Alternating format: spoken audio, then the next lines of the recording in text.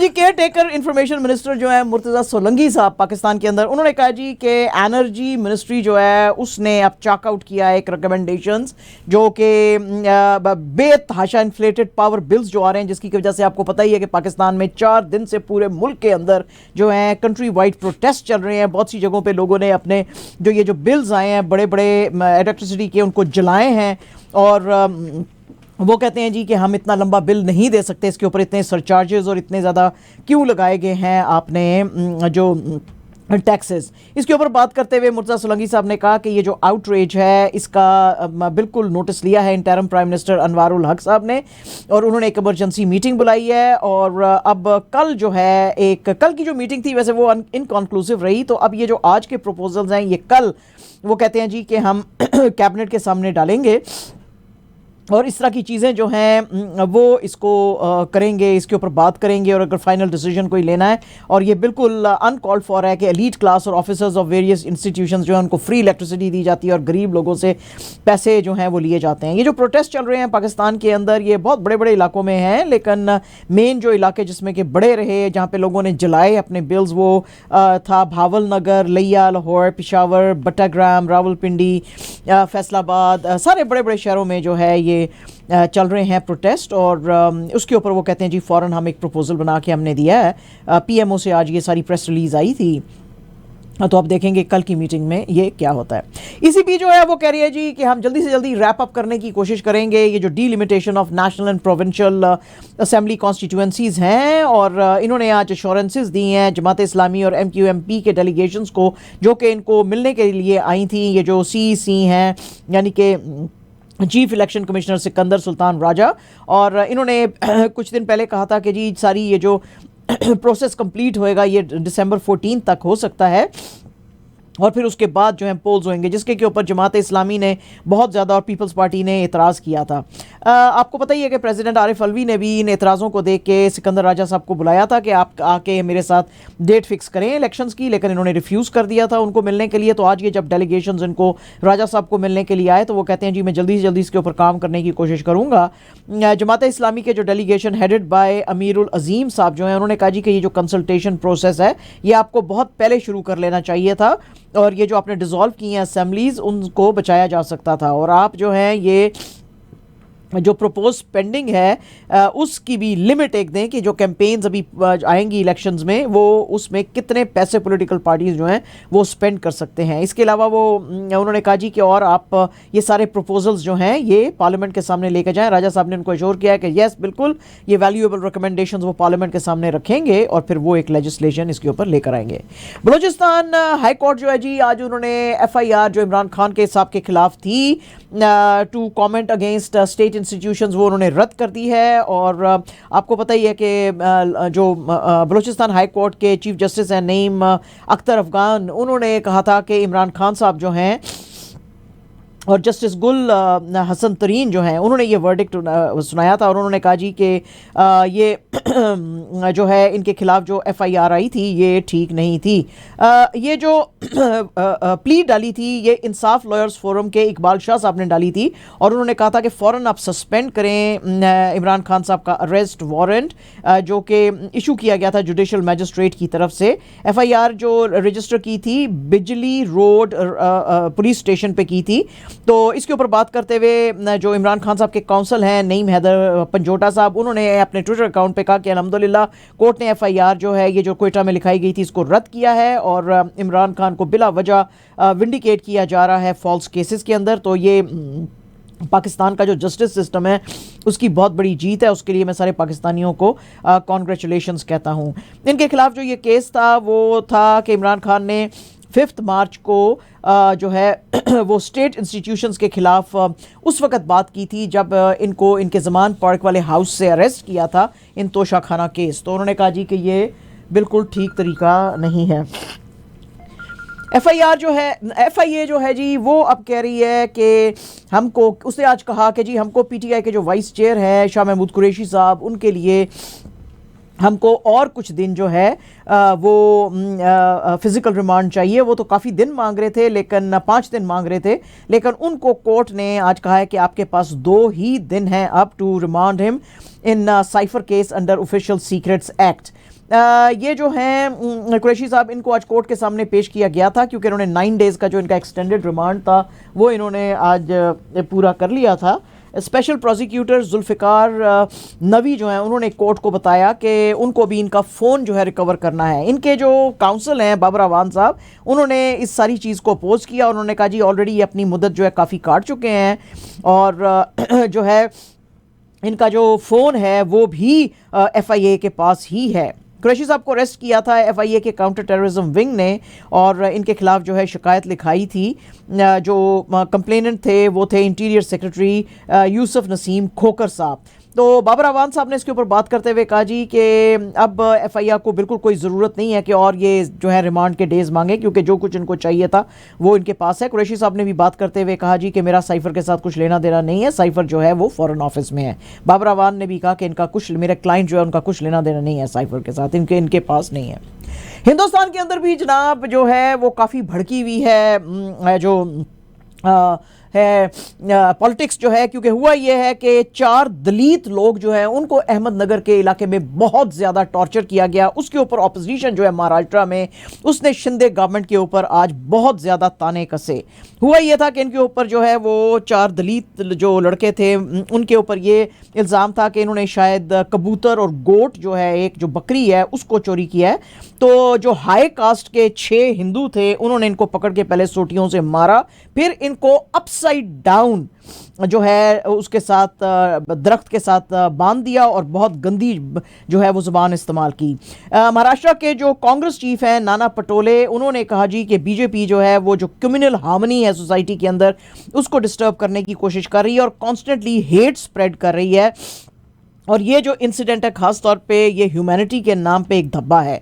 Jatinder Awadh MLA हैं nationalist Congress party के, उन्होंने भी अपने ट्विटर अकाउंट पे कहा कि महाराष्ट्र के अंदर अब किसी को लॉ का खौफ नहीं है और ये जो है सिर्फ अपनी एडवर्टाइजिंग के ऊपर स्पेंड करना चाहते हैं और वही कर रहे हैं। और ये fastest, Maharashtra is becoming the cow belt एक दफ़ा से। शिवसेना के जो स्पोक्स पर्सन है आनंद दुबे, उन्होंने भी इसके ऊपर बात करते हुए कहा कि गवर्नमेंट को ये कोशिश करनी चाहिए कि इस तरह के जो मामलात हैं आगे ना आए, क्योंकि ये इस तरह की चीज़ें जो हैं सोसाइटी को डिवाइड करती हैं। तो काफ़ी आज इसके ऊपर हंगामा वहाँ पे रहा महाराष्ट्र में।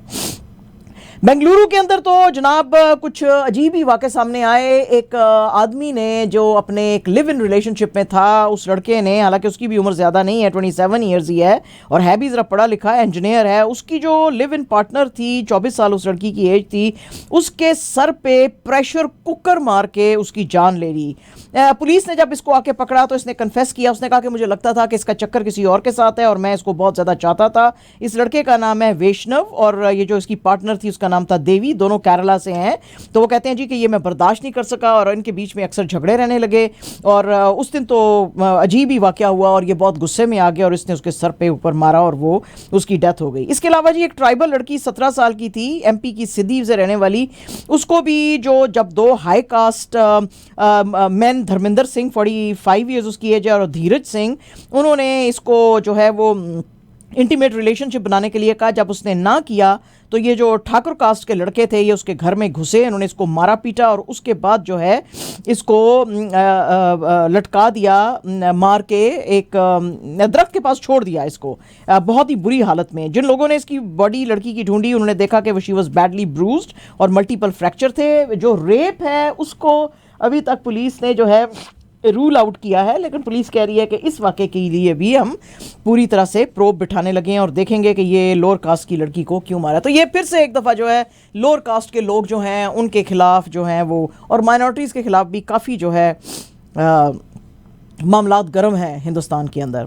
मथुरा का इलाका जो है यूपी में, वहाँ पे मुसलमानों के मोस्टली जो घर हैं, कोई तकरीबन 90 के करीब हाउसेस जो हैं वो गिरा दिए गए हैं। वहाँ के रहने वाले जो हैं वो कहते हैं जी हम सदियों से यहाँ पे रह रहे हैं, लेकिन जो इंडियन रेलवेज़ है वो कहता है कि नहीं, ये इन्होंने एनक्रोच किया हुआ है रेलवेज़ की जो ये 12 किलोमीटर का सारा स्ट्रेच है, मथुरा वृंदावन का जो स्ट्रेच है इसके ऊपर, तो इनको खाली कराना ज़रूरी है। लेकिन असल में लोकल्स कहते हैं जी कि ये जो है कृष्णा जन्मास्थान है, जिसको कि मानते हैं हिंदू, वो कहते हैं जी कि ये कृष्णा का बर्थ प्लेस है, तो इसमें हमको मुसलमान नहीं चाहिए हैं। तो अब इसके लिए जो है तकरीबन 135 फैमिलीज़ जो हैं वो होमलेस हो गई हैं और बिल्कुल मेक शिफ्ट वो जो करके रह रही थी, और इनको कहा जा रहा था कि अब यहाँ से हटो। घर तो इनके बुलडोज करके तोड़ दिए थे, लेकिन लोग ज़मीन छोड़ने को तैयार नहीं थे। तो ये लोग जो है इंडिया की सुप्रीम कोर्ट पे पहुंचे, तो सुप्रीम कोर्ट ने इस वक्त जो है इनको टेम्प्रेरी स्टे दिया है, लेकिन अपोजिशन ने कहा कि ये टेम्प्रेरी स्टे जो है इनका कुछ बिगाड़ेगा नहीं।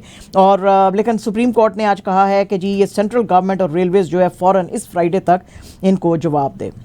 और जनाब टोरंटो तो माशाल्लाह से आजकल हर तरह की और all kinds of wrong news जो है उसके लिए अब सारी दुनिया में पहचाना जाता है। आपको पता ही है कि वीकेंड के ऊपर फैन एक्सपो कनाडा चल रहा था, और उसके अंदर जो एक्टर ज़ाकरी लेवी जो थे वो आए हुए थे, और उन्होंने कहा जी कि ये जो गार्डनर एक्सप्रेस वे है टोरंटो के अंदर, इसकी तो जनाब बहुत ही बुरी हालत है। ये मेट्रो टोरंटो कन्वेंशन सेंटर में टॉक कर रहे थे, दे रहे थे, और कह रहे थे कि मैं बड़ी एम्पैथी फील करता हूं उन लोगों के लिए जो यहाँ पे रहते हैं। बैड ड्राइवर्स तो रोड्स के ऊपर होते ही हैं, और वो तो आपको हर वक्त रोड्स पे मिलते हैं, लेकिन गार्डनर एक्सप्रेस जो है उसका तो हाल ही ख़राब है, और ये तो हौले हौले गिर रही है।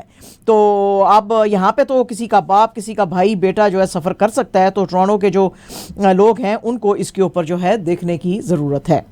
और जनाब शाहरुख खान जो है उनके फैंस होप कर रहे थे कि शायद एक जवान का लंबा सा जो उनकी अपकमिंग फिल्म है एक ट्रेलर आएगा, लेकिन उन्होंने तो ट्रेलर डाला ही नहीं। उन्होंने तो अपना उस फिल्म में से एक दूसरा गाना जो है रमैया वस्तावैया वो रिलीज कर दिया, और जो है उसके ऊपर देखा जा रहा है कि ये काले कपड़े इन्होंने पहने हुए हैं और उसके ऊपर नाच गा रहे हैं, और उनके साथ बड़ी हसीन लड़कियां जो हैं वो भी देखी जा सकती हैं। तो अभी तक ये 2 गाने जो हैं इसके रिलीज़ किए जा सके हैं, एक तो जिंदा बंदा और एक चलिया, और अब ये फिल्म जो है this is being directed by Atlee, और इसके अंदर नयनतारा और विजय सेतुपति भी नजर आएंगे, and this is being produced by Gauri और under red chillies entertainment banner. उसके अंदर ए.आर. रहमान साहब ने जी एक इंटरव्यू दिया है फोर्ब्स मैगजीन को, और उन्होंने कहा जी, जब उनसे पूछा गया कि आप और कौन से हॉलीवुड के प्रोजेक्ट्स कर रहे हैं, तो वो कहते हैं नहीं, मैं हॉलीवुड के प्रोजेक्ट्स नहीं कर रहा, मैं बड़ा खुश हूँ ना हिंदुस्तान के अंदर काम करने के लिए, क्योंकि मैं अपने मतलब का काम कर सकता हूँ। जब मैं हॉलीवुड के लिए काम करता हूँ तो वो मुझे पिजन होल में डाल देते हैं। वो कहते हैं हाँ ठीक है, ओ ए.आर. रहमान इंडियन म्यूजिशियन, हाँ उसको बुलाओ, वो इस तरह का बनाएगा म्यूजिक। कहते मैं उस तरह का नहीं बनाना चाहता, मैं कुछ डिफरेंट करना चाहता हूँ, कुछ क्रिएटिव करना चाहता हूँ, लेकिन हॉलीवुड में वो जो सारी डिफरेंट करने की जो जगह है वो तो ऑलरेडी इट्स टेकन। और आपको पता ही है कि इन्होंने म्यूज़िक दिए थे 127 आवर्स, $1 मिलियन आर्म और पेले, और इनको जो है इसके लिए 2 एकेडमी अवार्ड्स मिले हैं, 2 ग्रैमीज, एक बैफ्टा, एक गोल्डन ग्लोब, और 6 जो है इंडियन नेशनल फिल्म अवार्ड्स मिल चुके हैं। लेकिन वो कहते हैं जी मैं बड़ा खुश हूँ इंडियन फिल्मों के लिए म्यूज़िक दे के, क्योंकि मैं अपनी मर्जी से जिस तरह का चाहूँ म्यूज़िक दे सकता हूँ। और जनाब सनी देओल की फिल्म गदर 2, जिसने के फटे चके में हैं सारे हिंदुस्तान के अंदर और बाहर भी, तो उनसे आज पूछा गया कि भाई आप फिल्में प्रोड्यूस करेंगे। उन्होंने बीबीसी को आज इंटरव्यू देते हुए कहा, बीबीसी एशियन नेटवर्क को, कि मैं बिल्कुल जो है नहीं करूँगा, मूवीज़ प्रोड्यूस नहीं करूँगा, क्योंकि मैं जब भी मूवीज़ प्रोड्यूस करता हूँ तो मैं बैंकरप्ट हो जाता हूँ, क्योंकि पहले ज़माना और था, हम सब एक दूसरे को जानते थे, लोग एक दूसरे के साथ इंटरेक्ट करते थे, कनेक्टेड थे, एक दूसरे के लिए स्टैंड अप करते थे डिफ़िकल्ट टाइम्स में।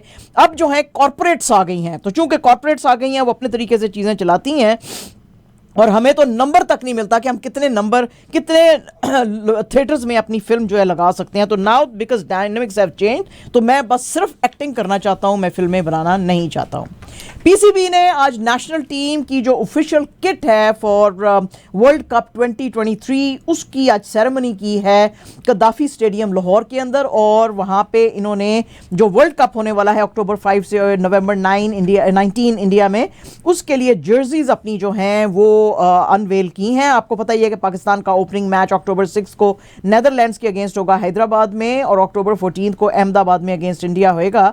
तो इसके ऊपर बात करते हुए पीसीबी ने कहा है कि ये जो नेशनल जर्सी है ये बड़ी सिग्निफिकेंट है, and this should be taken as a piece beyond an apparel, और इसके अंदर जो है पाकिस्तान की क्रिकेटिंग हीरोज़ जो है उसके साथ हमने जोड़ने की इसको कोशिश की है, और उसके सपोर्टर्स को भी उसके साथ जोड़ने की कोशिश की है जो अब क्रिकेट की गेम को बड़ा प्यार करते हैं।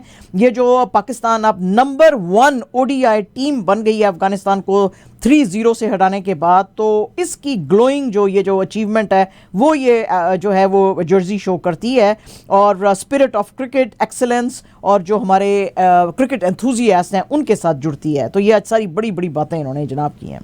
और जनाब season best 87.82 metres world athletics championship पे फटे चक्के पाकिस्तान के जो है जैवलिन थ्रोअर ने, अरशद नदीम उनका नाम है, और 6th प्लेस पे थे और 7th प्लेस पे आए, लेकिन जो बार था बहुत हाई रेज कर दिया था नीरज चोपड़ा जो इंडिया के हैं उन्होंने 88.17 मीटर्स की थी। अरशद ने वैसे तो जो कॉमनवेल्थ गेम्स हुई थी लास्ट ईयर उसमें 90.18 पे अपना जैवलिन फेंका था, लेकिन अभी आपको पता ही है कि रिसेंटली उनके जो है रिस्ट और एल्बो की एल्बो और नी की उनकी जो है सर्जरीज हुई थी, और वैसे तो उन्होंने गोल्ड जीता था इस्लामिक गेम्स में, लेकिन उसके बाद काफी प्रॉब्लम्स रहने लगी। तो बहरहाल ये 87.82 मीटर्स पे बेन के सेकंड नंबर पे इन्होंने जो है वो जीता है world athletics championship, and he has actually created history for Pakistan. Pakistan का पहला एथलीट है जिसने ये जीता है, और हमने आपको बताया ही था फ्राइडे को कि he has already qualified for Paris Olympics, तो वहां पे ये नजर आएंगे। और जनाब पाकिस्तान की और अच्छी न्यूज, पाकिस्तान की जो ब्लाइंड क्रिकेट टीम है उसने फाइनल में हिंदुस्तान को हराया और ये जीता। ये जो इंटरनेशनल ब्लाइंड स्पोर्ट्स फेडरेशन का जो वर्ल्ड गेम्स एट एग्बैस्टन में जो हो रहा था, एग्बैस्टन क्रिकेट स्टेडियम बर्मिंघम में, उसमें पाकिस्तान ने हराया। चेज कर रहा था पाकिस्तान 185 रन्स इन 15 ओवर्स, और बड़ी बहादुरी से इन्होंने जो है वो किया। मोहम्मदुल्लाह और जो है अली, उन्होंने 50 रन्स बनाए ओपनिंग पार्टनरशिप में 27 डिलीवरीज में, और इसके अलावा जो इंडियन बॉलर्स थे, हालांकि उन्होंने बहुत ज़बरदस्त बॉलिंग की, लेकिन उन्होंने 42 एक्स्ट्रास दिए, जिसके की वजह से पाकिस्तान जो है वो जीत गया। इससे पहले भी पाकिस्तान जो है उसने प्रीवियसली भी इंडिया को हराया है, ऑस्ट्रेलिया को, बांग्लादेश और इंग्लैंड को ब्लाइंड क्रिकेट के अंदर।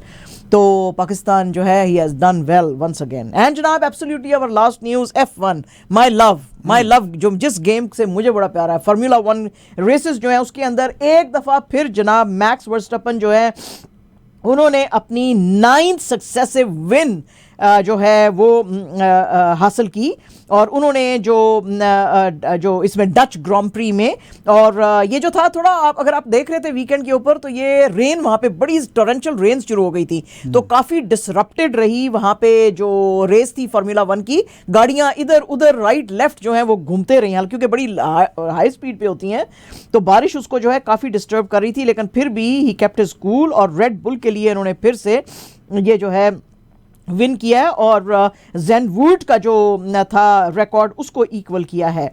और जो सेबास्टियन वेटल थे 2013 में, तो उन्होंने जो सक्सेसेस ली थी उसकी तरफ अब ये हौले हौले अपना कदम बढ़ा रहे हैं, और इन्होंने जो है अब लीड कर रहे हैं पेरेज से बाय 138 पॉइंट्स, एंड 9 रेसेस अभी उसकी रिमेनिंग है। तो जाहिर है कि इन सब लोगों से कहा जा रहा है कि आगे निकल जाएंगे। ये इनकी all together 11th victory of the season थी, और 46th ऑफ हिज करियर।